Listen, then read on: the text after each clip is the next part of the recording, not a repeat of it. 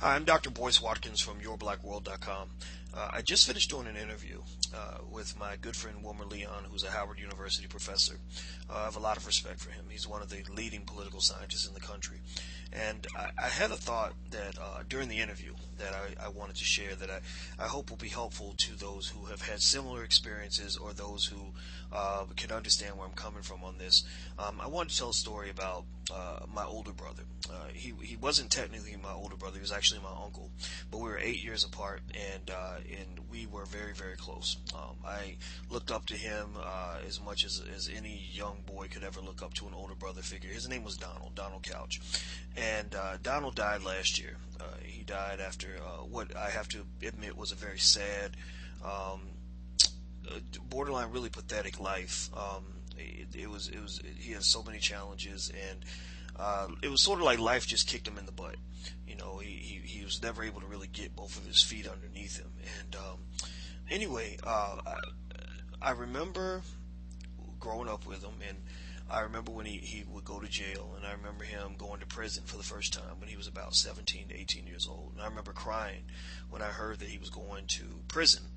And, there was something about what he went through, not just in prison, but maybe before then too, that didn't just change him, but it destroyed him. He never lived up to his potential. He was always a shell of himself. He struggled with drugs and alcohol. He was homeless much of his life, never could get a regular job because as a felon there were certain opportunities that he would never get. And then on top of that, he just really wasn't there mentally. There was a huge amount of mental illness there. Shortly before he died, he was paralyzed when he was hit by a car. And he didn't have health insurance, and I had to watch some of that. And so my point here is to talk about the fact that that prison causes mental illness, and so many of the people who are put into that system, that mental illness is not good for their families. It's not good for the individual, obviously. That individual, when they go back into the community with this mental illness, it affects a lot of people beyond just that one person. And so some of the things that we joke about, like prison rape, those things aren't funny. That's not funny. The idea that people will make jokes or somehow feel that because you've been incarcerated that you have no rights, that you're not even a human being, that's not true. There is a point where people should pay their debt to society. My biological father my father that raised me, not my biological father.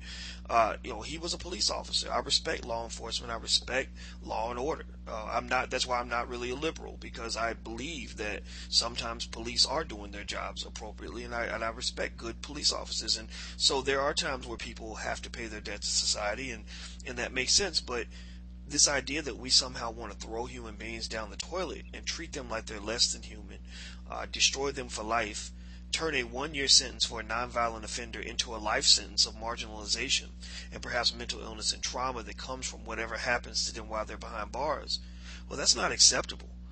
So if you want to know why I'm doing this campaign with Russell Simmons on mass incarceration, that's part of the reason. This is personal for me. If you want to learn more about our campaign, you can go to yourblackworld.net/end mass incarceration. Yourblackworld.net/end mass incarceration. I am in this for life. I'm in this until the day I get old and die. There are millions of families and millions of people who have experienced this firsthand, either from being incarcerated or from having loved ones who were incarcerated. And we should not accept this. We should not allow people to be dehumanized and put into slavery because they committed a crime. It doesn't mean we should go light on criminals and let people just run the streets and do what they want. That's not what I'm saying at all. But we have to really think about how an inappropriate form of justice hurts all of us. How leaving children behind while their parents are incarcerated only creates more criminals. How spending all of our money incarcerating and none of our money educating is hurting our society.